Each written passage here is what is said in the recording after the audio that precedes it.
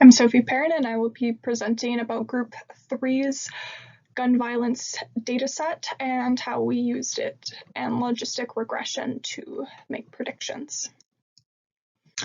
We are in a data science class, and this project is to simulate a data science project from start to finish, from the question and getting the answers and creating a report such as this one.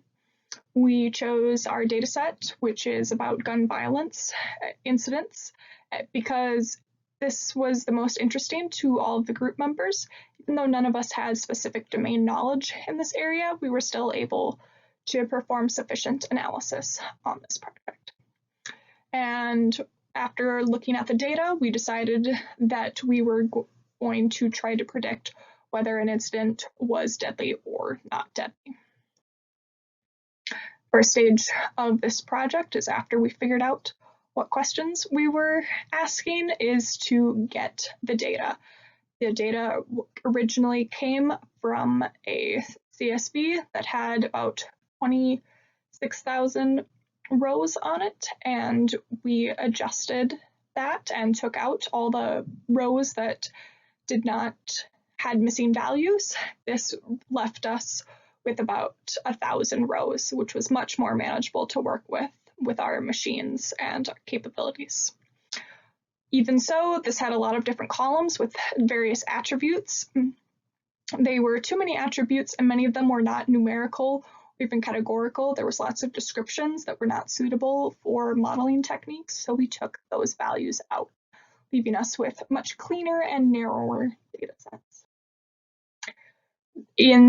After cleaning the data and creating our database, we had 5 different tables. The majority of the values of interest were in the incident table, and that contained the information on the incidents, but the participant table was also heavily used, and that had the various information about the participants involved, such as the number and descriptions of their ages. And the gun table was usually a little too word heavy to be used in our model. And that brings us to the columns that were actually included in our final data set of interest and put into the data frame, and you can see them listed here. This also led us to our causal loop diagram. We were predicting the deadly event and whether it was true or false, and you can see that towards the middle. And then the various attributes that we were looking at and how we thought if they would have a positive or negative influence on if it was a deadly event or not. Now everything is interrelated.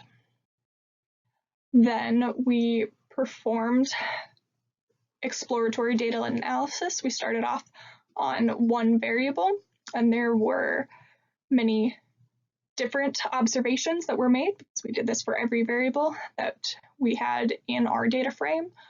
But some major areas of interest is the fact that the number of incidents each year increased as the years went on, even though the data set only covered about a 5-year range of information. In addition, the region that had the highest level of gun violence was the South, with about 50%, and that's larger than their relative proportion of US population at 38%. And while this was interesting and could be further investigated, we did not for the purpose of this model because we did not think that it was sufficiently influential to investigate. Additionally, a little over 60% of the incidents involved exactly 2 people, I found. Then that leads us to the pairwise exploratory data analysis. The most interesting thing is that when an incident had 0 injuries, then there was a very high probability of it being fatal. So if you weren't injured, you were probably killed in an incident, unfortunately. Additionally, for an incident that did have injuries, as the number of injuries and probably people involved, the probability of a fatality also increases. This ties to the fact that as the number of participants increases, the probability of a deadly event also increases. But this tends to be beyond about 3 people involved. The proportion of deadly events is the highest in 2014, but from the years 2016 to 2018, it is about stable at the proportion of deadly events. We did see earlier that the number of events increases. It's this proportion that remains the same. Then that leads us to the modeling portion of our assignment. The first model is the baseline model, where we just use the mean of the data. Of all the incidents, we calculated how many of them were deadly events and how many were not. And this led us to believe that 56% of the events were deadly, so there's a 56% probability that the event is deadly. Because we are doing logistic regression and it's a binary variable, and 56 is greater than 50, this means that every event for our purposes is a deadly event according to this null model. And the error rate for this is 44%, which is very high.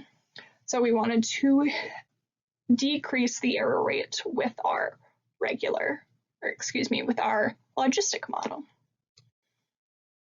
So for our first model, we put all of the variables of interest in and just use that for our, not baseline, but for our first logistic model, so it's easier to subtract data points than add them in.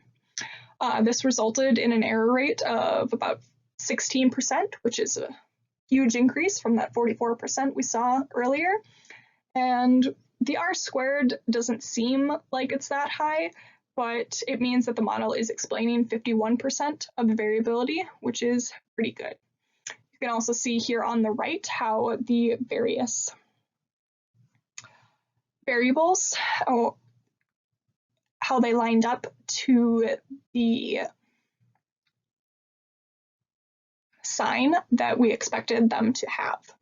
Overall, they were lined up with what we expected, but there were some unexpected signs, and those are the number of injured, the number arrested, and the region in the south and the region in the west. These did have unexpected signs, so we took a look at them and further explored to see if there's any multiple correlations, and they should be combined with other variables in future models. Then, so we did this in our future models, and we were testing those interaction terms to see if there's any correlations. We removed some attributes if they didn't seem to affect the model very much, either by an unexpected sign or they just had very low coefficients. We then cross-validated these results to see if they were performing as expected and if more data would be useful. And then we plotted the residuals to see how the error was and what we would expect. Which led us to the final model, which we will talk about in depth. So we did take out attributes, and our final model had only the number injured, number arrested, the number of adults, number of teens, number of children, and if the region was in the Northwest.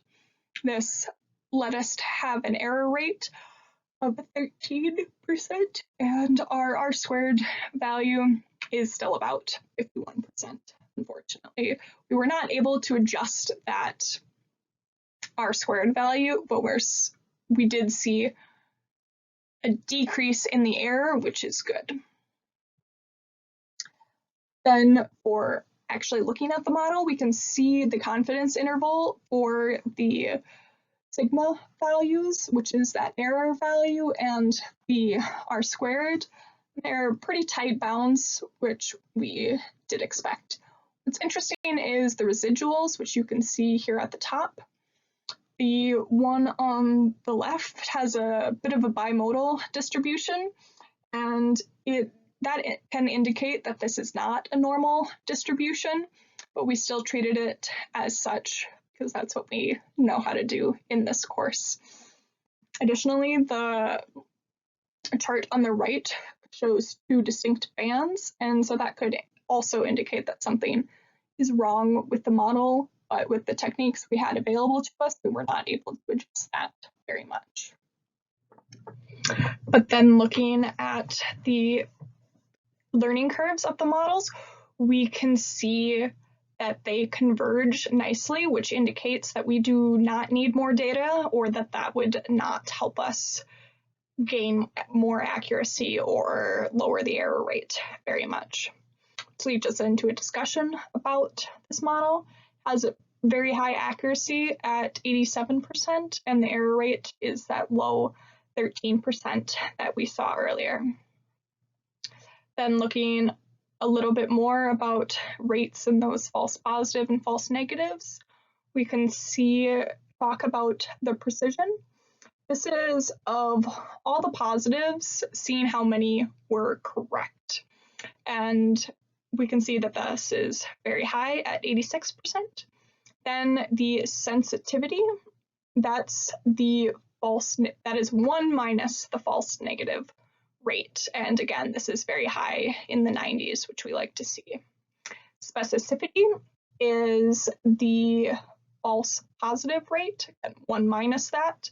And so that's a little lower, but still in the 80s, which is good. Then the F1 score is the harmonic mean of the sensitivity and precision, and that's almost 89%, which is quite good as well. Then that brings us to making predictions with our model. As we discussed before, the null model, because it's at over 50%, it's always going to predict that an event is deadly. The final model that we have is going to actually take into account some of those input values and make more of an informed decision about the likelihood of an event and if we think it'll be deadly or not. For instance, an incident in the Northeast involving 2 children and 0 arrested, 0 injured, we predict to be a deadly event. Similarly, an incident in the South involving 10 adults with 2 arrested and 5 injured is a deadly event.